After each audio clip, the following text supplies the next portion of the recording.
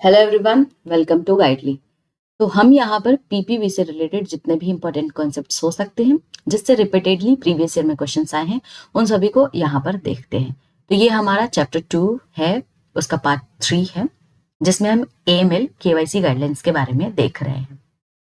तो जो लोग भी मेरे इस चैनल पे नए हैं जाएं और सबसे पहले इस गाइडली के चैनल को सब्सक्राइब करें ताकि आपको चीज़ों की नोटिफिकेशंस टाइमली मिलती रहे। बढ़िया तरीके से अगर आप पढ़ना चाहते हैं, यहाँ पर आपको सारे कंटेंट फ्री में प्रोवाइड किए जा रहे हैं एंड सारे के सारे ऑथेंटिकेटेड आपको रिसोर्सेज प्रोवाइड किए जा रहे हैं, बढ़िया तरीके से पढ़ाया जा रहा है।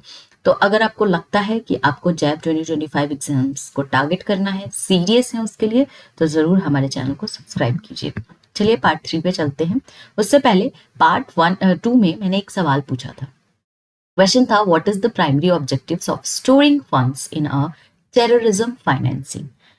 तो 4 ऑप्शंस थे, to transfer money quickly, to keep fund safe until needed, to spend money immediately and to convert funds into cash.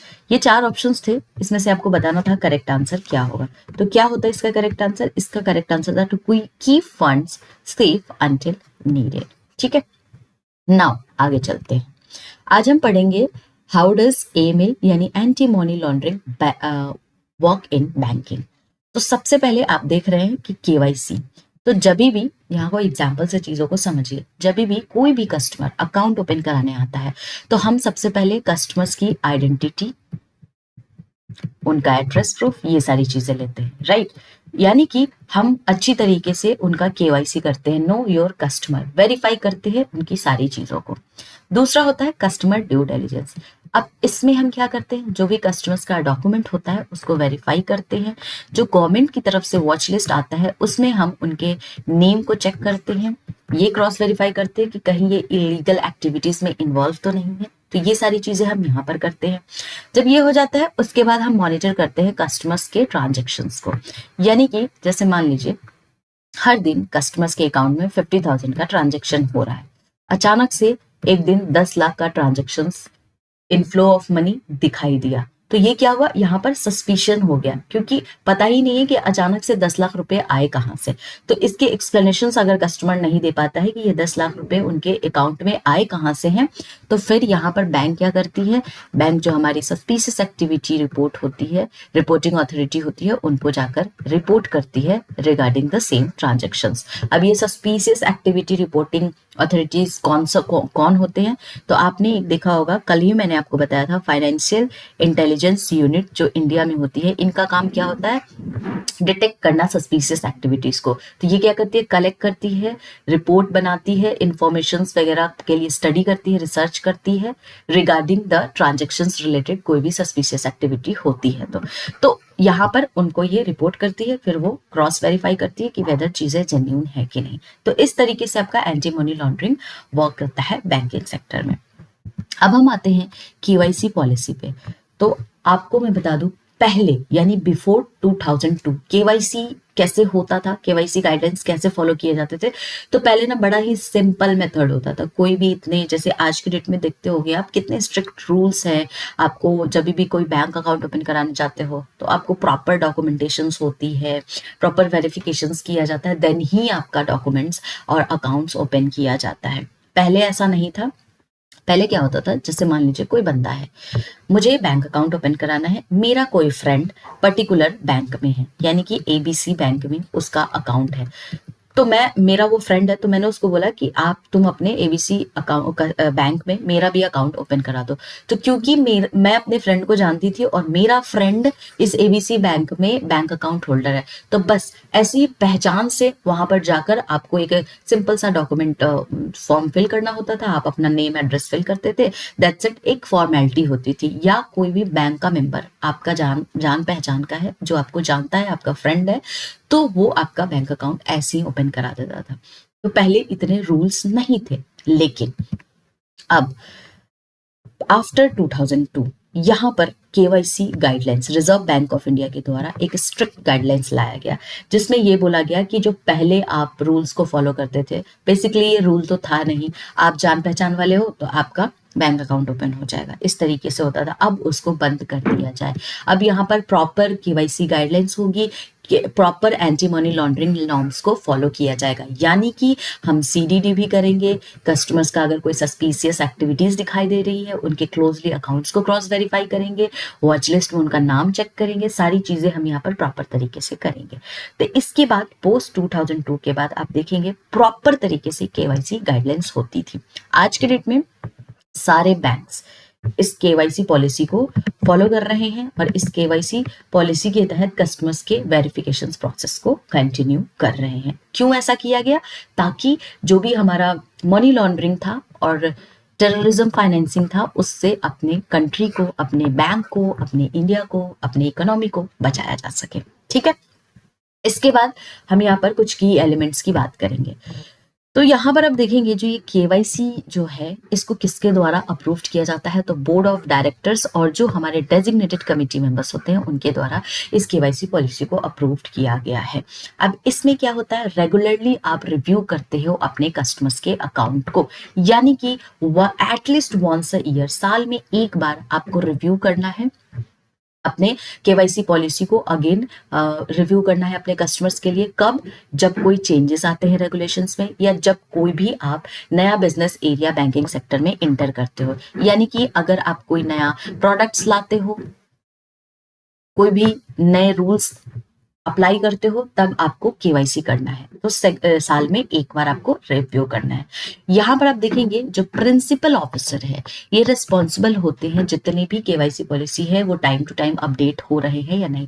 तो ये प्रिंसिपल ऑफिसर क्या होता है, ये सीनियर ऑफिशियल होते हैं आपके बैंक में, जिनका पर्टिकुलर काम ही होता है कि केवाईसी पॉलिसी को टाइम टू टाइम अपडेट कराना, चेक करना कि कोई सस्पिशियस एक्टिविटीज तो नहीं हुई है, कस्टमर्स का डेटा अपडेट है या नहीं, चीजें टाइमली हो रही है कि नहीं। जैसे आपने स्कूल में देखा होगा एक टीचर इंचार्ज होते थे जो कि हर समय स्कूल में अगर कोई नया रूल आता था तो उसको अपडेट करना, उनका टाइम टू टाइम वेरिफिकेशन करना उनका काम होता था। सेम प्रिंसिपल ऑफिसर का यहाँ पर काम होता है। आगे चलते हैं, ऑब्लिगेशंस की बात करते हैं कि क्या क्या ऑब्लिगेशंस आपको prevention of money laundering act में देखने को मिलती है। तो सबसे पहला है आपका कस्टमर्स की आइडेंटिटी को वेरीफाई करना। अब जब भी आप कस्टमर्स का अकाउंट ओपन करते हैं एज अ बैंक, आपका काम है कि आप उनके अकाउंट्स को, यानी कि आप उनका जो है एड्रेस, उनकी आइडेंटिटी को चेक करें। और एड्रेस और आइडेंटिटी को कैसे चेक कर सकते हैं, तो ऑफिशियली वैलिड डॉक्यूमेंट्स होते हैं, जैसे आधार हो गया, पासपोर्ट हो गया, अदर आपके वैलिड डॉक्यूमेंट्स होते हैं, उसको आपको यहाँ पर कस्टमर से लेना है, कलेक्ट करना है, उसको वेरीफाई करना है।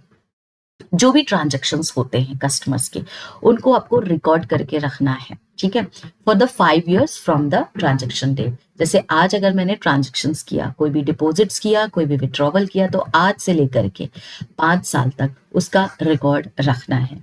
इसके अलावा जो कस्टमर्स की आइडेंटिटी है, यानी कि जो उन्होंने आधार दिया होगा, पासपोर्ट दिया होगा, आपका ड्राइवरी लाइसेंस कुछ दिया होगा, ऑफिशियली वैलिड डॉक्यूमेंट्स, उसको भी हमको प्रिजर्व करके उस डॉक्यूमेंट्स को रखना है फाइल में। उसकी कॉपी रखनी है 5 साल तक आफ्टर द अकाउंट क्लोजर और the end of the relationship. ठीक है, तो यहाँ पर आपको उसकी आइडेंटिटी को रिकॉर्ड करना है। कॉन्फिडेंशियलिटी बहुत ज्यादा जरूरी है कि हमारे कस्टमर्स का डेटा कॉन्फिडेंशियल होना चाहिए, यानी कि अगर कस्टमर ने हमें कोई भी अपना इंफॉर्मेशंस दिया है तो हम उसकी इंफॉर्मेशंस को कॉन्फिडेंशियल रखेंगे अनटिल एंड अनलेस बहुत ज्यादा नीड ना हो उसको शेयर करने की। यानी कि अगर कस्टमर्स कोई सस्पिशियस एक्टिविटीज में इन्वॉल्व है, then you need to share that data with the authorities. लेकिन अगर कोई इस तरीके की दिक्कत नहीं है तो आप कस्टमर्स के डेटा को प्रिजर्व करके रखोगे, कॉन्फिडेंशियल रखोगे। ठीक है, इसके बाद आता है आपका प्री ट्रांजैक्शंस चेक। तो यहाँ पर जब भी ट्रांजैक्शंस वगैरह कस्टमर्स करते हैं तो आपको कस्टमर्स की आइडेंटिटी को वेरीफाई करना है। कब? जब वो फॉरेन एक्सचेंज ट्रांजैक्शंस कर रहे हैं, बाहर पैसे भेज रहे हैं, या लार्ज अमाउंट ऑफ ट्रांजैक्शंस हो रहा है अकाउंट्स में। ठीक है, तब आप उनका क्या करेंगे, कस्टमर्स का आइडेंटिटी को वेरीफाई करेंगे। ठीक है, इसके अलावा स्पेसिफाइड ट्रांजैक्शंस की बात की गई है। जैसे कि मैंने बोला, अगर लार्ज विड्रॉवल हो रहा है, लार्ज ट्रांजैक्शंस हो रहा है, फॉरेन एक्सचेंज कर रहे हैं, लिमिट्स काफी ज्यादा है, तो यहाँ पर आप देखेंगे कि आपको ट्रांजैक्शंस के रिगार्डिंग आपको पूरा का पूरा आई उन पे रखना पड़ेगा। यानी कि आप मॉनिटर करोगे हर समय उस कस्टमर्स के अकाउंट्स को। जैसे कि मान लीजिए कोई सस्पिशियस एक्टिविटीज, कोई रेड अलर्ट अचानक से आपको दिख गया कि लार्ज अमाउंट में इनफ्लो या आउटफ्लो ऑफ मनी हो रहा है, तो आप रेगुलर बेसिस पे उस कस्टमर्स के अकाउंट्स को स्क्रीनिंग करते रहोगे, टाइम टू टाइम देखते रहोगे कि क्या चल रहा है, यानी कि आपको उनको मॉनिटर करते रहना है। ठीक है, बहुत ही क्लोजली उनकी स्क्रूटनी करोगे। बहुत ज्यादा अगर आपको सस्पिशियस दिख रहा है तो आप यहाँ पर उनके डेटा को वापस से क्रॉस वेरीफाई करना, स्क्रूटनी करना, उसकी ऑथोरिटी के साथ उसको शेयर करना, उनको बताना, ये सारी चीजें आपको यहाँ पर करनी पड़ेगी। कोई भी ट्रांजेक्शन्स अगर कस्टमर कर रहा है तो बिना वेरिफिकेशंस के कोई भी ट्रांजेक्शन्स नहीं होगा। जैसे मान लीजिए आपको फॉरेन एक्सचेंज करना है, फॉरेन एक्सचेंज ट्रांजेक्शन्स कर रहे हैं आप 50 लाख का, ठीक है, और आपके पास जेन्युइन डॉक्यूमेंट्स नहीं है, आपके पास कोई प्रायर आपके पास कोई एक्सप्लेनेशंस नहीं है चीज़ों की, तो बिना वेरिफिकेशंस के आप इसको ट्रांजैक्शंस नहीं कर सकते। तो हर चीज़ के लिए आपको प्रॉपर यहाँ पर नॉर्म्स को फॉलो करना पड़ेगा जो आरबीआई के द्वारा लाया गया है। तो ये कुछ ऑब्लिगेशंस होते हैं under the prevention of money laundering act, जो कि काफ़ी ज़्यादा इंपॉर्टेंट है हमको अपने सस्पिशियस ट्रांजेक्शन्स या इलीगल तरीके से कोई पैसा ट्रांसफर ना हो उससे बचाने के लिए। ठीक है, तो ये सारे आपके इंपॉर्टेंट फैक्ट्स थे जो मैंने आपको बता दिया है। अब इससे रिलेटेड जो एग्जाम में क्वेश्चन आते हैं, एक क्वेश्चन मैं करा देती हूँ, दूसरा आपको एज अ होमवर्क प्रोवाइड कर रही हूँ। एक्टिवली पार्टिसिपेट करेगा इस, आप लोग पार्टिसिपेट ही नहीं करते हैं। एक तो आपको कंटेंट फ्री में प्रोवाइड किया जा रहा है तो इसका आप लोग फायदा भी नहीं उठा पा रहे हो, दूसरा कमेंट सेक्शंस में आप लोग कोई भी क्वेश्चन का आंसर नहीं कर रहे हैं। एंड ये अगर आप लोग सीरियस है, आपको चाहिए कि आपको सैलरी इंक्रीमेंट मिले, तो थोड़ी मेहनत तो आपको करनी पड़ेगी, पढ़ाई तो आपको करनी पड़ेगी। तो एक्टिवली पार्टिसिपेट करें। कोई डाउट होता है तो चैट सेक्शंस में पूछे, मैंने आपको कभी मना नहीं किया है क्वेश्चंस पूछने से। जब आप पूछोगे ही नहीं तो मुझे कैसे पता चलेगा कि आपको प्रॉब्लम्स कहाँ आ रही है, राइट? इतनी मेहनत की जा रही है आप लोगों के लिए, एक्टिवली पार्टिसिपेट कीजिए। क्वेश्चन है, what is the main purpose of KYC in banking? To increase bank profit, to identify and verify customer identity, to monitor customer transactions, and to provide loans to the customer. तो correct answer इसका क्या है? To identify and verify the customer identity. Next question आपके लिए homework है, what is the main purpose of the pre transaction checks in banks under the PMLA?